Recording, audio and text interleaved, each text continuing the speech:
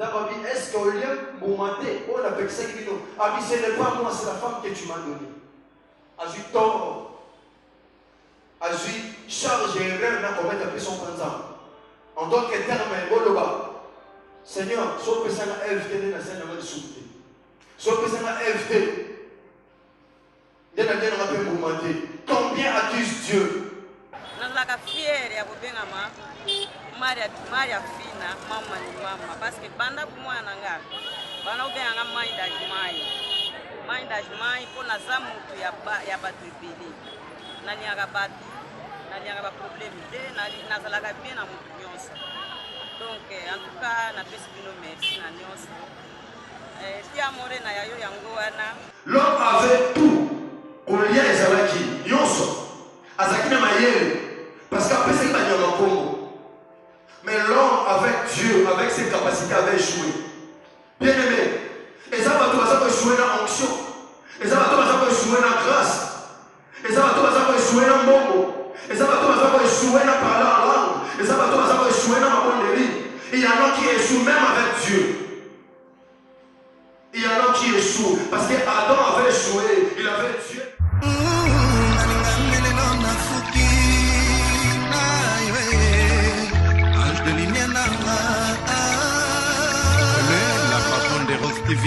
Rose TV nde makambo.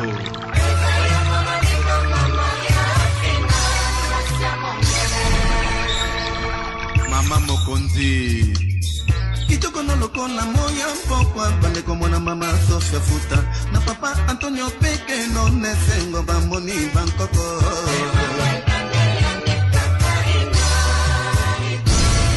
Mila Louise, la secrétaire de Rose TV officielle.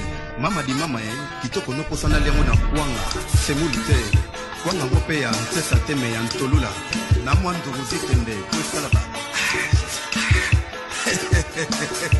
elo bale kamo pao watra.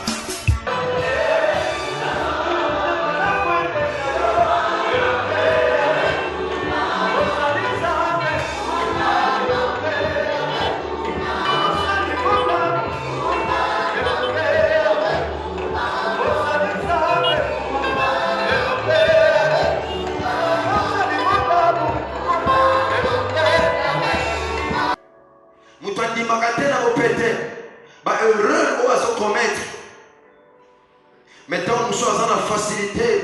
Il y a comme on a erreur au moninga se commettre. Il y a comme on a ma paix au moninga se ça. Il y a mon Christ à jeune pharisien. Dans Matthieu chapitre 7, verset 3. On dit comment vous êtes la paille. Pourquoi vois-tu la paille sur l'œil de ton frère, mais tu ne vois pas la poutre qui est sur ton œil? Aujourd'hui, on n'a pas été les titi. Aujourd'hui, on a plus que les titi. On est dans l'issue. Il y a un déco, il y a frère, il y a soeur. Aujourd'hui, on a plus d'erreurs. Aujourd'hui, on a plus de fautes. On a commettre. Mais il y a encore poutre et topé nzete. Mon nina zana les titi dans l'issue. Aujourd'hui, on a mingi wana. Mais il y a encore zoye bate dans l'issue. Aujourd'hui, on a les titi de kaswana nzete. Bien-aimé dans le Seigneur, ils ont pas te mêler le lot même à Christ. Quand tu as la plus, ma faiblesse à Baninga. Quand tu as la plus, ben erreur commise à Baninga. Mais il y a beaucoup de gens qui sont tentés à comital. À gens qui sont tentés. Il y a comme ça l'évaluation. Il n'y a pas moyen.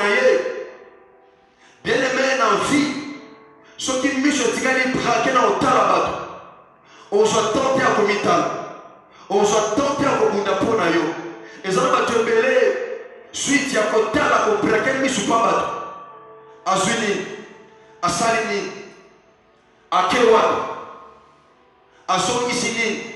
Pendant qu'on a la plus Moutoumousous, on soit tenté à comité à la Yomoko. On soit arrêté en la vie. On soit arrêté en la vie. Beaucoup de gens aujourd'hui, je suis arrêté en la vie. Pourquoi? Parce que va perdre temps à Bango, il y a qu'observer la vie à battre inutilement, sans que battre la vie à Bango, sans que battre. Bien aimé, Dieu a depuis toujours formé pour l'homme le projet de paix. Selon Jérémie chapitre 29, verset 11, nous avons besoin de sa peuple à Judas. Je connais les projets que j'ai formés sur vous. Sont les projets de paix et non de malheur, afin de vous donner un avenir et de l'espérance. Dieu a formé sur nous tous, chrétiens ou non chrétiens, un projet à Essengo, un projet à Kimia, pour l'avenir à Moutou, et à la malam, pour l'avenir à Moutou, et à la meilleure. Maintenant, nous sommes Moutouye Moko, à la base, il y a échec à Vinaye. Bien aimé, de Goloban Zambé, à Moutou quelque part, pas même quelque part. Dieu prend l'homme à gauche pour l'amener à droite. C'est ça l'objectif de Dieu. Dieu prend l'homme du néant pour l'amener à la visibilité. C'est ça la pensée de Dieu pour l'homme. C'est ça la pensée de Dieu pour l'homme. Bien aimé. Mais l'homme, Moutou, a souvent l'habitude de jeter la responsabilité de ses défaites, erreurs, sur l'autre. Moutou azawana pour n'en joie. Responsabilité échec naïe pour qu'on ne pas battre une sous. Combien de gens de l'homme ont accusé battre? Parce que temps pour l'homme a combat battre. Pourquoi? Parce qu'elle a échoué dans la vie. Parce que temps pour l'homme combat parents, n'a combat leader, n'a combat mboka. Excusez-moi bien aimé. Parce que temps pour l'homme combat n'est-ce pas tout le temps on a combat à Christ? Tout le temps on a combat à tout. Pourquoi? Parce que pour nous, ce sont des personnes oh bazaki bien aimé bacanal tout le bacano oh yoko sur l'échec bien aimé dans le Seigneur. Et ça va te donner une responsabilité avec rien à bango parce que ça ne va pas battre. Bien aimé dans la pensée de Dieu. Dieu voulait construire un monde meilleur selon sa pensée. Pour la raison attends, totalement on a noté. La Bible dit, créons l'homme à notre image et selon notre ressemblance pour qu'il domine. L'homme a la potentialité, on voit l'homme. L'homme a le pouvoir, l'homme a la capacité, l'homme a le savoir-faire, l'homme a la sagesse, l'homme a aussi l'intelligence. Nous avons doté de potentialité, de capacité. Donc, nous avons raison d'échouer la vie. L'homme n'a pas raison d'échouer dans la vie. Pourquoi? Parce que l'homme est créé à l'image de Dieu. Et selon sa ressemblance, l'homme est destiné à la réussite. Parce qu'il a tous les atouts. Peut permettre à réussir. Nous devons aller de l'avant. Nous devons réussir. Nous devons vaincre. L'homme avait tout. On lia ezalaki yonso azaki na mayele parce qu'après ça il va y avoir Congo. Mais l'homme avec Dieu, avec ses capacités, avait échoué. Bien aimé, et ça va tout échouer dans l'onction, et ça va tout échouer dans la grâce, et ça va tout échouer dans le bongo, et ça va tout échouer dans parler en langue, et ça va tout échouer dans la bonne vie. Il y en a qui échouent même avec Dieu. Il y en a qui échouent parce qu'Adam avait échoué, il avait Dieu mais il a échoué. Il avait la possibilité de réussir dans la vie, de vaincre même le Dieu mais il a échoué. Combien de chrétiens aujourd'hui échouent avec Christ? Combien de chrétiens aujourd'hui échouent? Combien de gens de Dieu avec l'onction, la grâce est là, mais on échoue? Pourquoi? C'est manque de principe, c'est manque de discipline. C'est manque de discipline personnelle, c'est manque de la crainte de Dieu, c'est manque de vision. Si tu n'as pas de vision, tu peux jouer avec Dieu. Si tu n'as pas de discipline personnelle, excusez-moi bien aimé, on peut jouer ensemble. Parce que nous, c'est la vie de jouer avec Christ. Oui, il y en a qui échouent avec Dieu. Combien échouent avec les côtés? Basi boni, n'a qui tombe, on va jouer. N'a diplôme, on va jouer. Combien va jouer dans l'os? Pourquoi? Mon frère, ma soeur, ce que tu as discipline de la vie, on tient la principe de la vie, tu peux échouer. Adam avait presque tout, mais Adam a échoué qui? Il y a un homme qui échoue avec Dieu, avec toutes les potentialités et les capacités. Bien aimé, ton Dieu, c'est à cause de manque de principe, à cause de laisser aller, à cause du n'importe quoi. Manque de discipline personnelle, manque de vision, manque de crainte de Dieu. Il avait donné tort à Dieu en disant, c'est la femme que tu m'as donnée. Genèse chapitre 3, versets 6 à 13. Avec tout le respect, ton côté de ma peau de temps dans la femme, vu que l'homme était bon, moi si Amoni était tété, mais ça qui m'a l'âme à manger, à Bolia, et agréable à la vie. Qui tourne en amiso, qui tourne en amiso, dans le monde amiso, la vue, qui tourne en amiso. Donc vous faites s'il vous plaît. Au monde il est Zéto, vous allez le consulter. Le cause va sucer un kili. Quel va la lula, mon frère, ma soeur? Quel va la lula zété? A soukité, na mosébé na zété. A terre à mon les habitants, continue mon frère, non? Et qu'il était précieux pour ouvrir les yeux. Et ça va être précieux selon elle, selon elle. Et ça va être tout bon enfant pour la maille. On nous a maillé le watt. Et ça vous a maillé à l'église. Ma soeur vous a toli panane. Mon frère vous a toli panane. Bien aimé dans le Seigneur. Et pas si nous avons tous toli, c'est dans la Bible. Nous sommes toli dans la Bible. Nous sommes toli pas nanane. Moi, ça m'a dit à qui du tout. À ça, elle prit de son fruit. À ce moment, c'était en haut. Et en mangea. Allez. Elle en donna aussi à son mari. À ceux qui ont baissé pas dans mon bali. L'homme a perdu son autorité devant la femme. Combien d'hommes aujourd'hui qui perdent leur autorité? L'homme a perdu l'autorité, lui qui avait la capacité, lui qui avait le pouvoir de résister. Il avait la potentialité, il avait aussi Dieu. Allez, à vous qui est combien? Pourquoi passer par vous comme oh, Dieu dit à Josué, dans le premier chapitre, verset 8, avec ces livres de la loi, ne s'éloigne point de ta bouche. Tu dois les méditer, nuit et jour, pour l'amour reçu, l'amour ça. Pour l'amour reçu. La réussite, c'est dans la parole. La réussite dans la vie, c'est dans la parole de Dieu. En dehors de la parole de Dieu, il n'y a pas de réussite. En dehors de Christ, il n'y a pas de réussite. Allié. Et il en mangea. Il n'est pas lié en gros. Les yeux de l'un et de l'autre. Mais sur la mamie, ils connurent qu'ils étaient nus. Il faut comprendre que Bazara qui vit la main dans Zoto. Et ayant cousu de feuilles de figuier, ils s'en firent de ceinture. Alors ils entendirent la voix de l'Éternel qui parcourait les jardins. La voix de Dieu parcourait les jardins. Vers le soir. Et l'homme et sa femme se cachèrent. Lorsqu'on pêche, on se cache de la présence de Dieu. Tant qu'on a commencé à la vie à Massoumou, il va s'éloigner de la présence de Dieu. L'homme avait une bonne relation avec Dieu, mais quand il a péché, bien aimé, à comment qui m'entend? À quel matin combien? Moi, qui aurais su ces années, combien de gens, combien de chrétiens, parce qu'on pourquoi Vinamango, et je permets que ma motivation dans la présence ensemble, ils se cachent derrière les arbres. En qui m'a culte, en qui m'a prière, en qui m'a quand même pourquoi? Parce que pour ça, on a quand il est banni au bouffe. Moto wana, ferveur wana, ya monzambe, ya molinga nzambe, pas ne bani déjà beaucoup fois. Combien? Il y a un apôtre Paul à Zoloba, la Galate chapitre 5, verset 7. Abi, vous courriez bien, qui vous a arrêté? Cette influence ne vient point de celui qui vous a appelé. Le péché. Continue mon frère, non?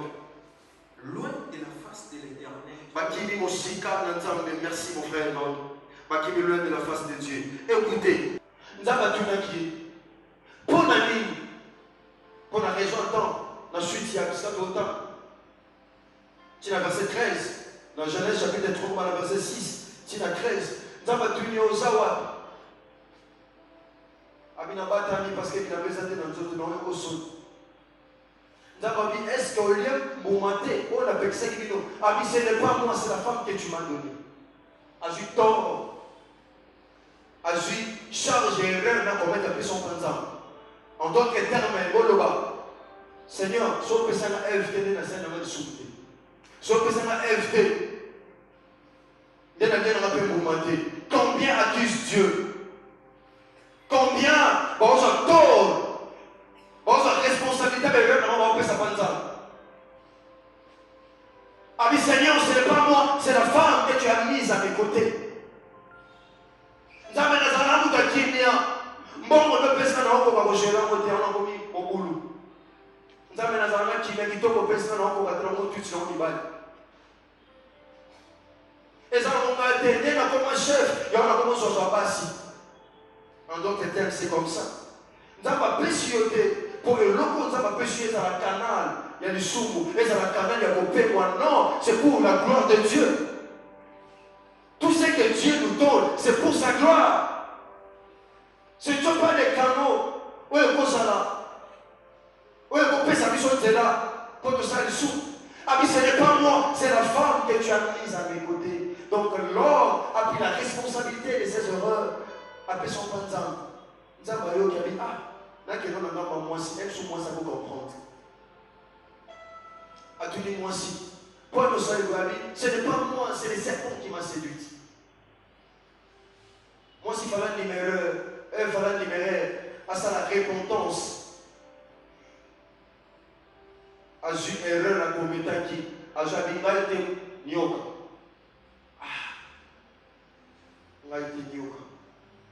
L'homme avait la possibilité, l'homme avait tout, bien aimé, mais l'homme a échoué. Bien aimé, et ça va te dire que échoué dans la vie. Pourquoi? Parce que on a comme si on a le chèque et ça va tout mon solo. Combien de jeunes tiennent aujourd'hui? Combien de jeunes tiennent aujourd'hui? Nous avons fait des bébés pour qui te dit que choses qui n'ont manqué pour vivre dans les cieux? Tu es avec Jésus-Christ de Nazareth, tu peux refaire ta vie. Tu peux recommencer ta vie. Qui te dit que c'est la fin du monde? Nous avons fait des bébés pour manqué. Agora chama sudura e não para moço sus eu como dica na eu os vitória vi ou pensar aquilo os vitória vi ou pensar aquilo por agora chama na moca sudura para agora chama na níbala sudura para agora chama na missa sudura e já vai tudo na vi só que ele não vai réussir e já vai parar na lá batalha sanate. Bien aimé, parfois les parents, parce qu'ils n'ont pas moyen. C'est la raison pour laquelle on va autant qu'ils sont. Et c'est pas tous qui ont réussi la vie. Parce que ça va tout passer parents. Pas tous qui ont réussi la vie. Et ça va tout passer dans la classe. Tous les humains que nous voyons, on va dans la classe. Tout le monde est content que ça bien. Mais si vous êtes loin, mais avec Jésus-Christ de Nazareth, tu peux bien refaire ta vie. Tu peux bien refaire ta vie, bien-aimé. Au combat de la Rosa, la vie n'a eu. Au combat de la. On a réussi pour notre papa. Les gens n'ont pas tout à ta classe. Ça s'appelle nos parents, mais ils échouent. Mais il y a des orphelins qui réussissent leur vie. Ne perds pas l'espoir. La Bible dit ceci. Il y a de l'espérance pour tous ceux qui vivent. On s'attend, mais chef de l'autre, ça va battre. Nous attendons. Je sais que tu peux savoir. Quand personne a suivi la vie, ah, ils appellent papa, papa t'a dit ça la tête. Qui te dit que tu vas tous mal à papa Balonga? On a des nazarés. Non, on réussit parce qu'elle a un diplôme. Qui te dit que tu vas tous mal à un diplôme? Il y a des licenciés. Il y a des licenciés pour ça, ma cabine, avec des diplômes. Il y a des licenciés pour ça, ma jardin. Il y a des licenciés, on même en Titi, il y a une fille qui va respecter mon tunnels. Il va respecter mon tunnels. Ma vie, moi, pendant des années, ah, Bishop appelle, ça va rien. Bishop appelle, ah, Bishop appelle, Bénin, appelle à l'équipe, ça va cadre dans la société, mais va brancher, Bishop, qui te dit que nous sommes jamais ça va brancher? entreprise, ma prochain bango. Ah, mon. Jacques Sarosa. Oh, bah, tu vois, on a mon auto, ne perds pas l'espoir. Non, on n'a pas si on va la balai. On va la bango. Faut perdre l'espoir. C'est possible avec Jésus-Christ de Nazareth. Cause à tort, t'es aux opés sabaratu. On a les choix dans la vie pour les rôles de français. Yaya, on a ce moment de faire le français. Moutambo va commettre des règles d'articles qui parlent au côté. Parce que vous corrigez ta Moutambo. Moutambo, va t'assaler l'erreur. Bon, l'examen. On l'a gagné, Mouto Azangi. Moutambo, je t'offre une voiture aux oies. En tout cas, je t'offre une voiture. Je t'offre une papier mouchoir. Aux oies. Aux alatants, tu dis, c'est une voiture. Aux alatants, une voiture. Ma correction est à l'iote.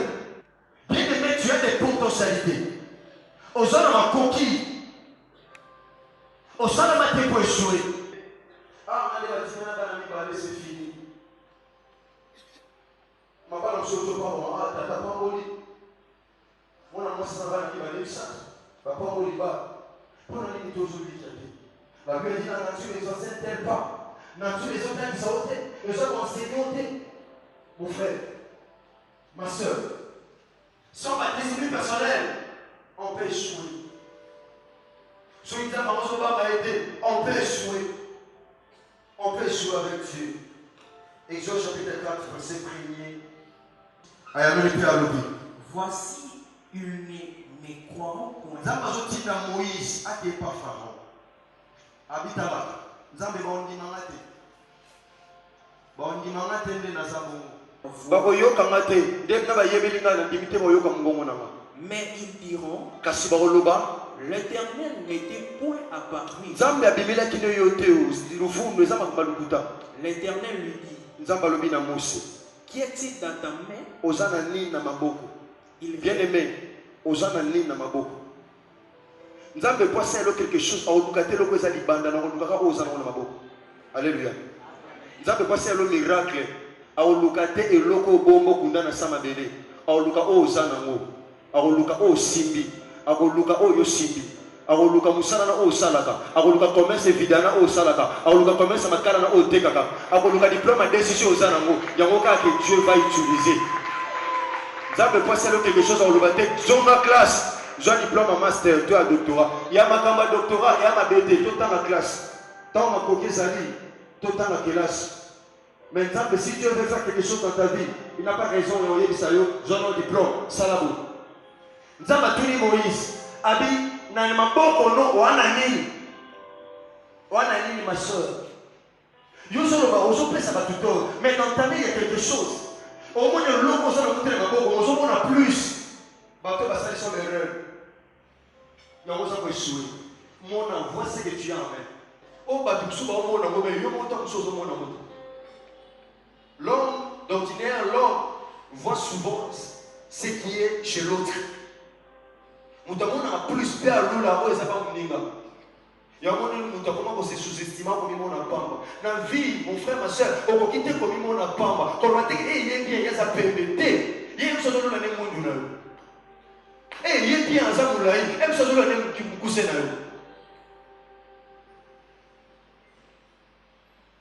Il est bien, il y a le bas en français, et ça doit aller dans le bas qui tombe. Et ça doit là, soyez que tu le vois le bas qui tombe le bas bien. Donc il y a. Dans la vie, sous le temps à Talabat, on vous en a décrit. Nous avons tout Moïse, Abi, on a mis dans ma bouche. Il répondit Ayanoli. Une verge. L'Éternel dit jette-la par terre. Il la jeta par terre et elle devint un serpent. Écoutez bien aimé. Ne cherche pas le miracle ni logo oyo ils ont côté. Les logos sont à côté. Le miracle est ça et au sein de logo ils ont miracle est pour se produire dans le logo aux alentours. Et comment ça les sauve erreur. Quand tu as monté la vie à combat bateau. na vie kotambola te na bakubu ya bato nzambe atuni moïse abi bakondimanga te nzambe abi na maboko wana nini moïse amonaka nga na nzete mona eloko oza na mwana ya nzete yo omona mo nzete me nzambe amona monyoka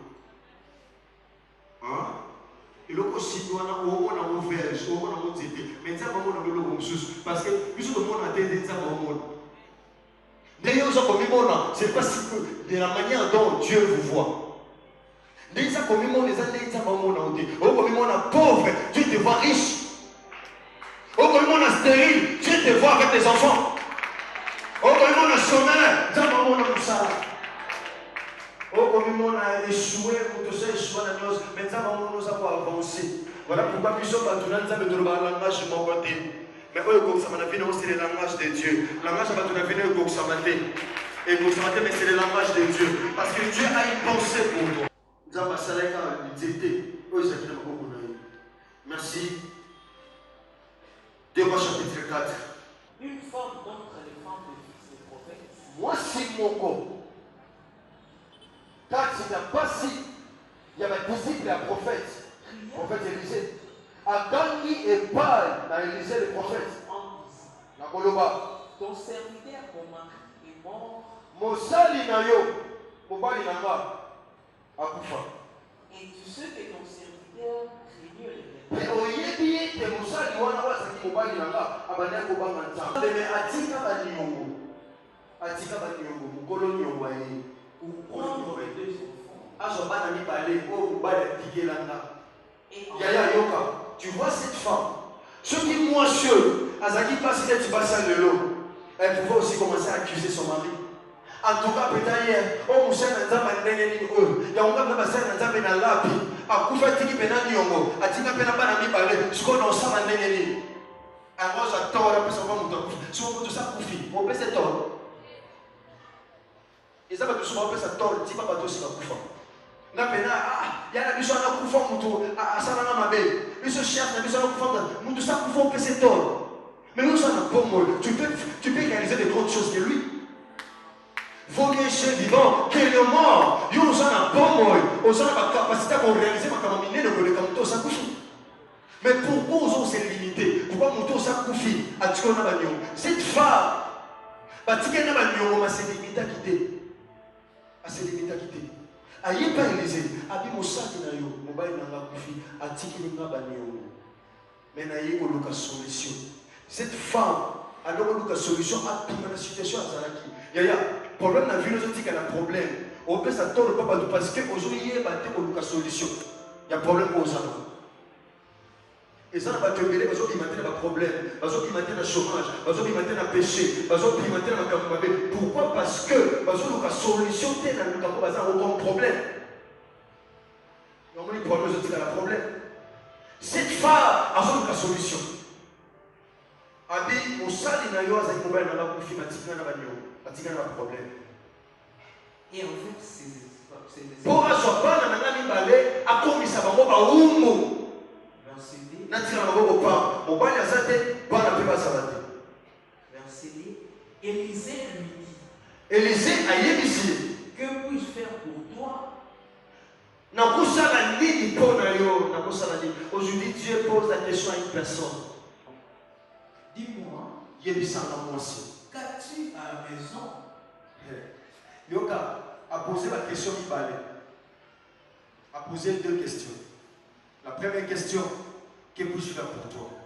Moi, ça répond dans le thé. C'est que cette femme avait des douleurs. Tant au prophète Élisa m'a dit que moi, ça se répondre à base de deuxième question. Ah oui, bon, bref, nanda kouana ni, oyebi musalani.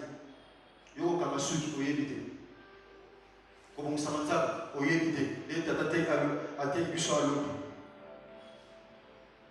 oyebi longo te na vie mon frère ka basket ka jean ka chaussure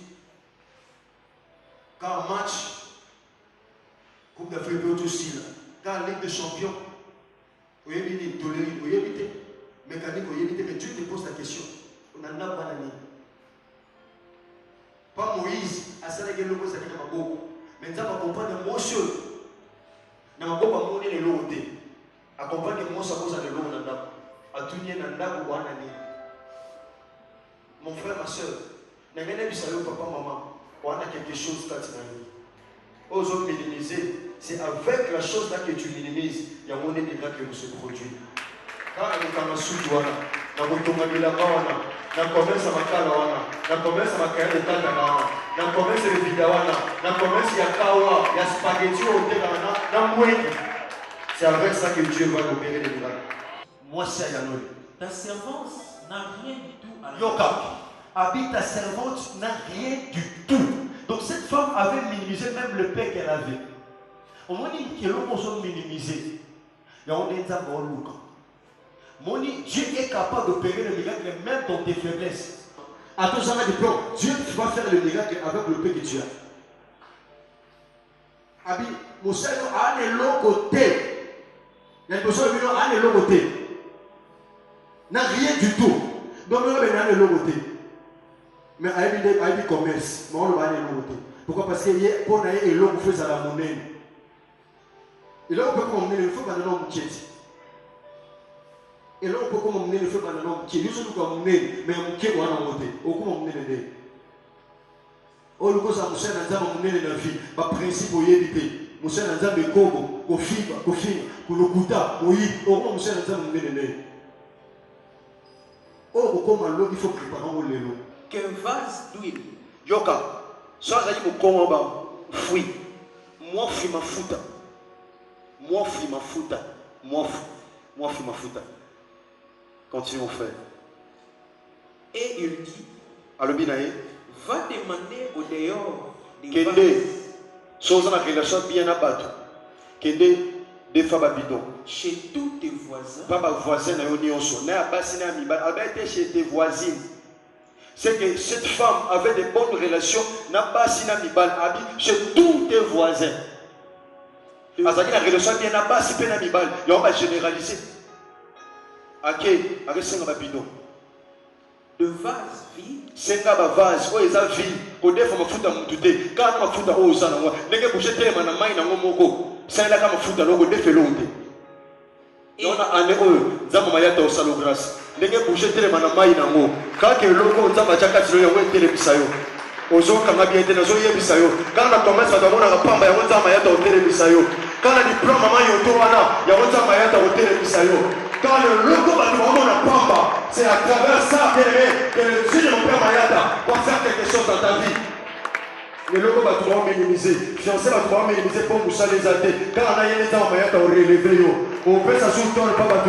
Parce que ton rédempteur ce matin a un élément. Jean Bazoloba, je sais que mon rédempteur est vivant. Il se lèvera les derniers et il agira. N'en demande pas. Quand tu seras rentré, tu fermeras la porte sur toi. Voilà pourquoi la Bible dit, si tu veux prier, entre dans ton chambre, dans les secrets. Prie Dieu. Dans Matthieu chapitre 6. Il carré dans la chambre. Il carré plutôt dans l'arbre. Et sur tes enfants.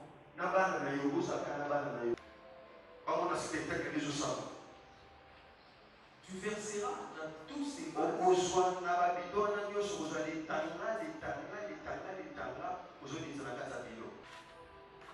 Continue mon frère. Alors elle les quitta. Elle ferma la porte sur elle. Et sur ses enfants, il lui présentait les vases. Et elle versait. Lorsque les vases furent pleins, elle dit à son fils, oui, tu continues mon frère. présente-moi encore. Mais il lui répondit, il n'y a plus de vases. Et lui, Nzambe aopéraki miracle na mafuta ya mukiko mwasi anazalaki namo. Ndangene bisa mutu mona tomwa lelo. Na kombo na Yesu Masiya Nazareth, le Dieu de cette église. Hein? Nzamba tata na mama yata. Omoni miracle ozoluka na ane oyo. Et ota libanda te kana mukio sana. Nazo déclarer na kombo na Yesu Masiya Nazareth. Le Dieu véritable. Si quand mukio oza na mo, nzamba mayata que tu fais ota ane oyo.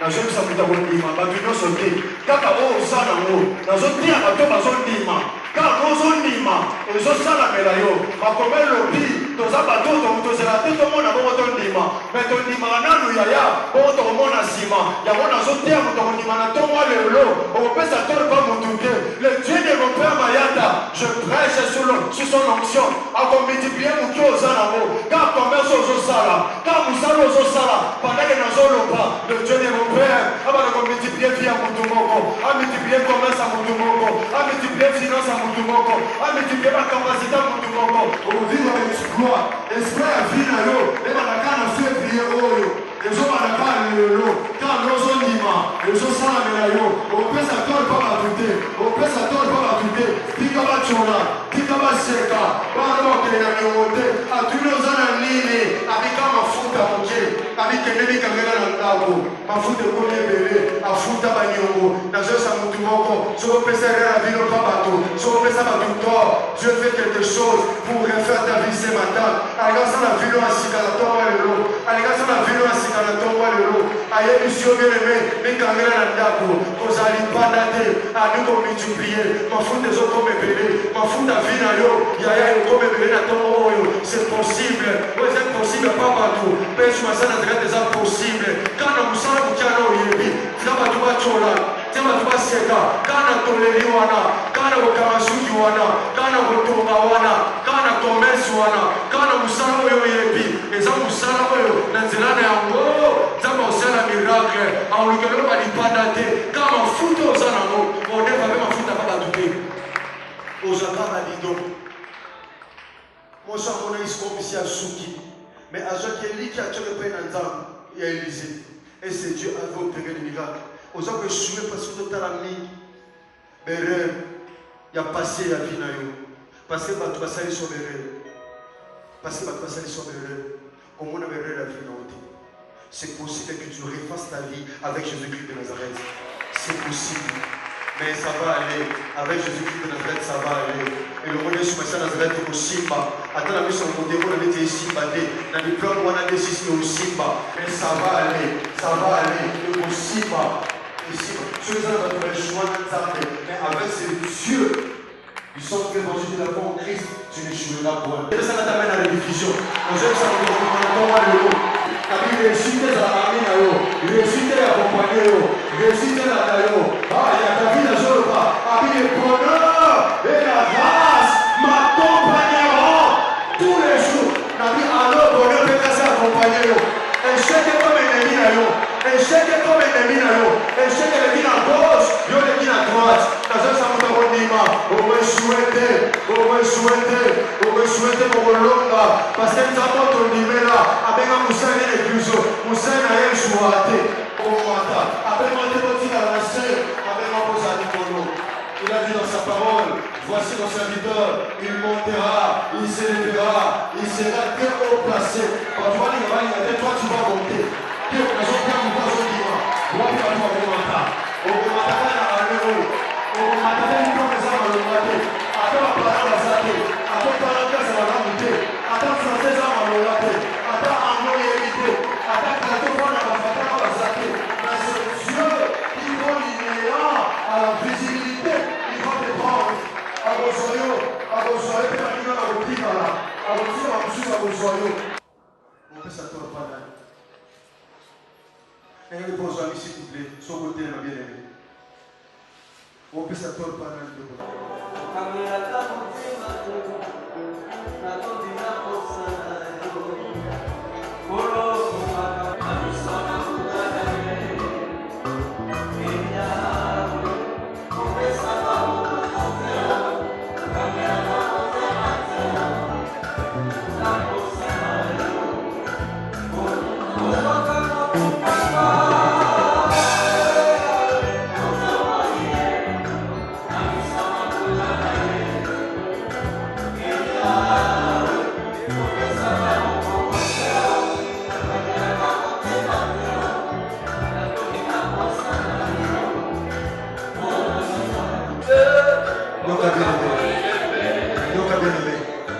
Bien-aimé Yoka, donc chose victime, bien-aimé, Il y a espoir au tchanga pas mutumoko songolo.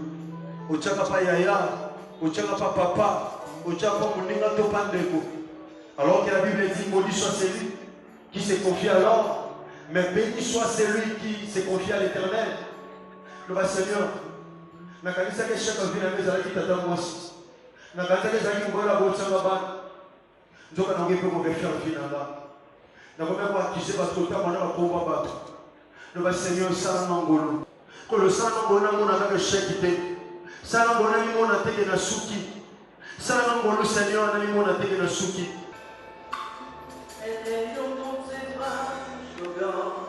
Encore plus fort. Quand je m'écouvre de tes ailes, je suis à l'abri de mes douleurs. Oh, le ciel où tout le temps, quand je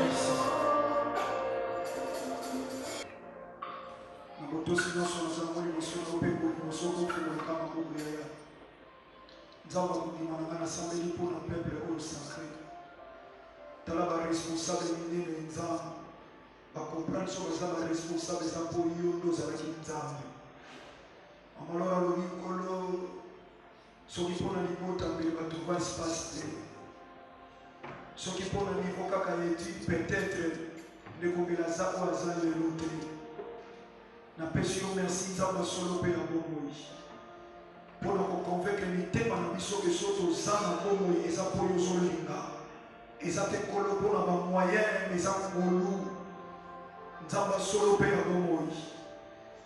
Au télévision à tomber le lot, nous avons tort. Dans la indication qu'ils ont des gros, ils ont fait ça comme des gros tort pour les chèques qui ont fini. À ce sur l'intégralité, c'est encore possible. Avant la vie à Sika et l'homonaïo.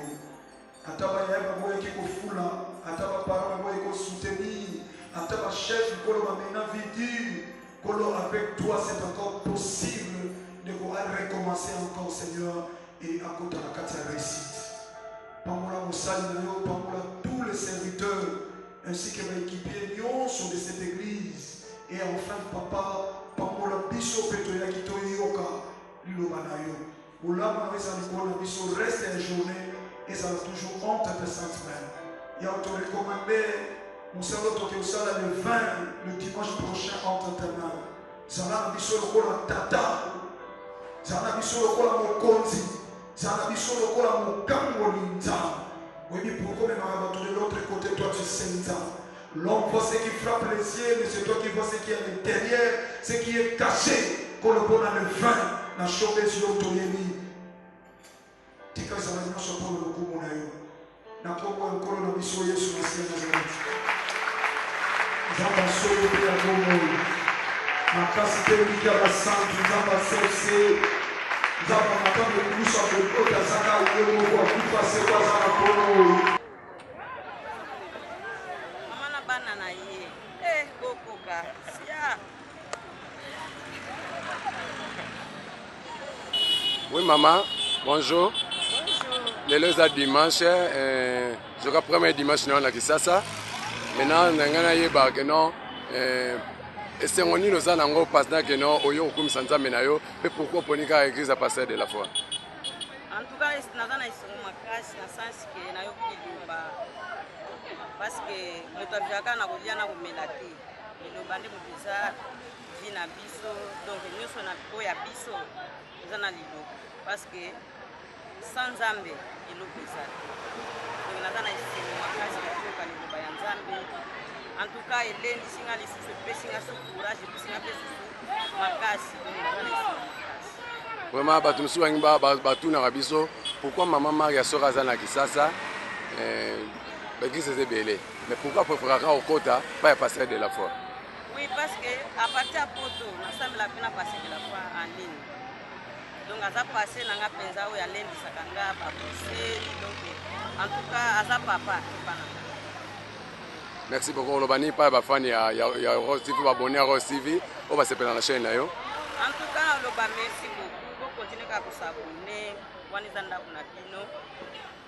Merci na obozo sala pour Steve que nous so en tout cas nazana isinga makasi nazana iloko akopesa bino te na sengi bino ka merci tikanzambe ya lola apambola bino apesa bino makasi mosala ya Rose Steve que nous merci beaucoup maman babona Rose Steve en tout cas la linga bino on la patron na Rose Steve ye ayi kuna mabele Maria Pina konda dola Rolex Maria yeyo Maria yeyo makolo chaîne en postile en tout cas pour s'abonner beki postile za chaîne mo ya actualité chaîne mo ya bolingo chaîne mo tala tala ya wo sanza me tout église ensemble na maman la bali David ye oh mona na sima caméra David qui en personne mère de mère oh ba tu na ba tu wapi mama ni mama azandeni mama ni mama la fois tu koma mère de mère yo adana kingdom mama ya bana rentrer sur ba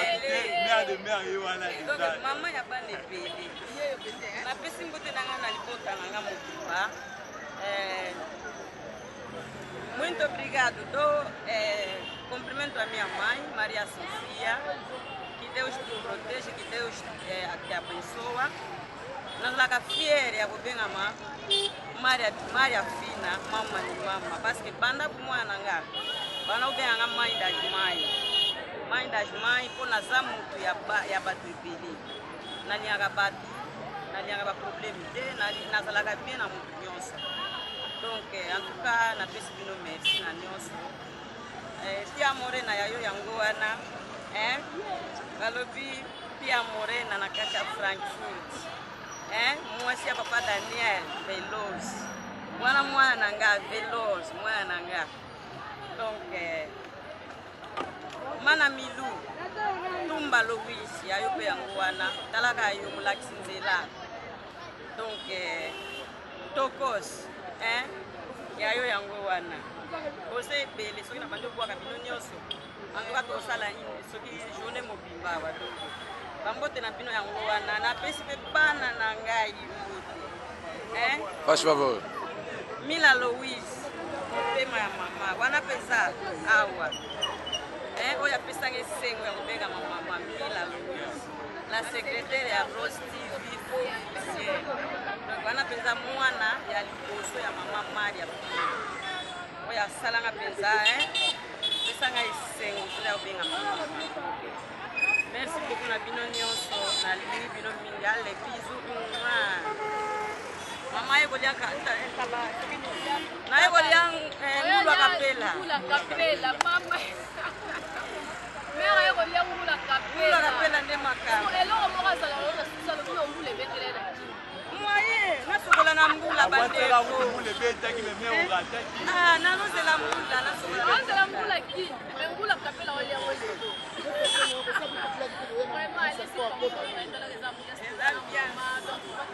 on est ensemble na posa mpe kobwaka papa na nga Anthony Pekeno ye nde asalaki mama Maria akota na libumu ya mama Maria Sophia ofuta na bato bayebeli ye na bayebi na ndenge ya kokola donc kombone ya mboka Sophie ofuta